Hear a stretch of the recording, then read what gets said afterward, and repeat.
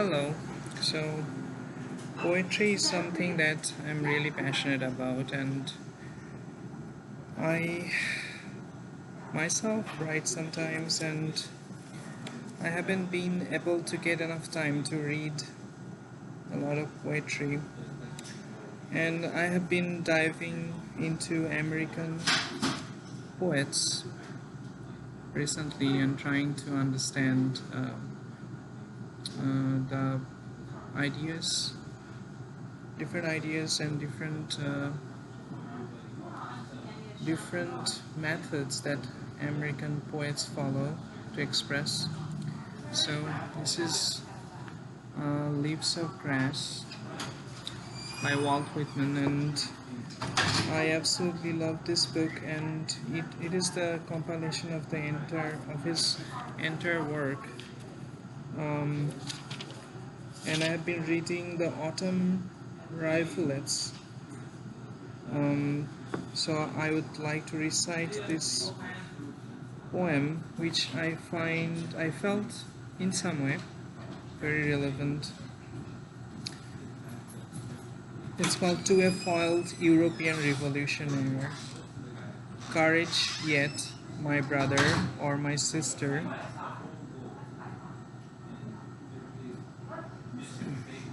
Courage yet, my brother or my sister. Keep on. Liberty is to be subserved, whatever occurs. That is nothing that is quelled by one or two failures or any number of failures, or by the indifference or ingratitude of the people, or by any unfaithfulness, or the show of the touches of power, soldiers, cannon, penal statutes. What we believe in waits latent. What we believe in waits latent forever. What we believe in waits latent forever through all the continents. Invites no one, promises nothing, sits in calmness and light, is positive and composed, knows no discouragement. Waiting patiently, waiting its time, but songs of loyalty alone are these, but songs of insurrection also. For I am the sworn poet of every dauntless rebel the world over. And he going with me leaves peace and routine behind him and stakes his life to be lost at any moment. The battle rages with many a loud alarm and frequent advance and retreat. The infidel triumphs, or suppose he triumphs. The prison, scaffold, garrote, handcuffs, iron necklace, and lead balls do their work. The named and unnamed heroes pass to other spheres.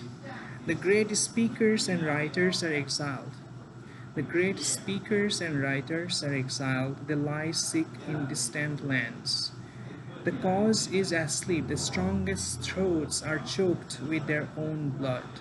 The young men droop their eyelashes toward the ground when they meet. But for all this, liberty has not gone out of the place, nor the infidel entered into full possession. When liberty goes out of a place, it is not the first to go, nor the second or third to go. It waits for all the rest to go. It is the last. When there are no more memories of heroes and martyrs, and when all life and all the souls of men and women are discharged from any part of the earth, then only shall liberty or the idea of liberty be discharged from that part of the earth, and the infidel come into full possession. Then courage, European revoltress, then courage, American revoltress. For till all ceases, neither must you cease. I do not know what you are for. I do not know what I am for myself, nor what anything is for. But I will search carefully for it even in being foiled. In defeat, Poverty, misconception, imprisonment, for they are too great. Did we think victory great? So it is, but now it seems to me, when it cannot be helped, that defeat is great, and that death and dismay are great. I love this poem. And this one is very kind of like the appreciation of nature, which is very beautiful too. It's called This Compost. Um, the first line is amazing. I absolutely love the first line. Something startles me where I thought I was safest. Something startles me where I thought I was safest. I withdraw from the still woods I loved. I will not go now on the pastures to walk. I will not strip the clothes from my body to meet my lover the sea. I will not touch my flesh to the earth as to other flesh to renew me. Oh, how can it be that the ground itself does not sicken? How can you be alive? You growths of springs, how can you furnish health, you blood of herbs, roots, orchards, grain? Are they not continually putting distempered corpses within you? Is not every continent worked over and over with sour dead? Where have you disposed of their carcasses, those drunkards and gluttons of so many generations? Where have you drawn off all the foul liquid and meat? I do not see any of it upon you today, or perhaps I am deceived. I will run a furrow with my plough. I will press my spade through the sod and turn it up underneath. I am sure I shall expose some of the foul meat. Behold this compost, behold it well. Perhaps every mite has once formed part of a sick person, yet behold. The grass of spring covers the prairies, the bean bursts noiselessly through the mold in the garden, the delicate spear of the onion pierces upward, the apple buds cluster together on the apple branches. The resurrection of the wheat appears with pale visage out of its graves. The tinge awakes over the willow tree and the mulberry tree. The he-birds carol mornings and evenings while the she-birds sit on their nests. The young of poultry break through the hatched eggs, the newborn of animals appear. The calf is dropped from the cow, the colt from the mare. Out of his little hill faithfully rise the potato's dark green leaves. Out of its hill rises the yellow maize stalk. The lilacs bloom in the dooryards. The summer growth is innocent and disdainful above all those strata of sour dead. What chemistry!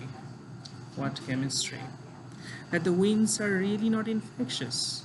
That this is no cheat. This transparent green wash of the sea which is so amorous after me. That it is safe to allow it to lick my naked body all over with its tongues, that it will not endanger me with the fevers that have deposited themselves in it, that all is clean forever and forever, that the cool drink from the well tastes so good, that blackberries are so flavorous and juicy, that the fruits of the apple orchard and the orange orchard, that melons, grapes, peaches, plums will none of them poison me, that when I recline on the grass I do not catch any disease, though probably every spear of grass rises out of what was once a catching disease. This line is amazing. That when I recline on the grass, that when I recline on the grass, I do not catch any disease. That when I recline on the grass, I do not catch any disease, though probably every spear of grass rises out of what was once a catching disease. That when I recline on the grass, I do not catch any disease, though probably every spear of grass rises out of what was once a catching disease. Now I am terrified at the earth. It is that calm and patient. It grows such sweet things out of such corruptions. It turns harmless. and stainless on its axis, with such endless successions of diseased corpses. It distills such exquisite winds out of such infused feather. It renews with such unwitting looks its prodigal annual sumptuous crops. It gives such divine materials to men and accepts such livings from them at last. This poem is called as Compost. And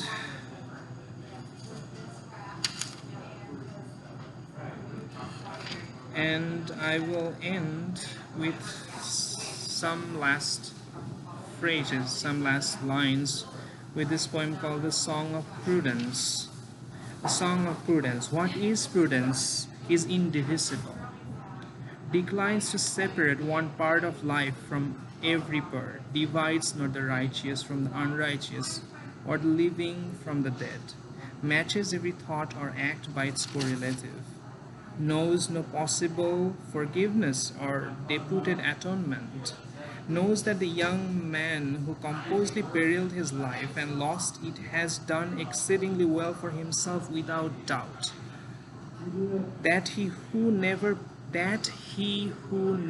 periled his life but retains it to old age in riches and ease has probably achieved nothing for himself worth mentioning. That he who never periled his life but retains it to old age in riches and ease has probably achieved nothing for himself worth mentioning, knows that only that person has really learned, who has learned to prefer results, who favors body and soul the same, who perceives the indirect assuredly following the direct, who in his spirit, in any emergency whatever, neither hurries nor avoids death. That he who never periled his life but retains it to old age in riches and ease has probably achieved nothing for himself worth mentioning, knows that only that person has really learned, who has learned to prefer results, who favors body and soul the same, who perceives the indirect assuredly following the direct, who in his spirit, in any emergency, whatever, neither hurries nor avoids death. Thank you.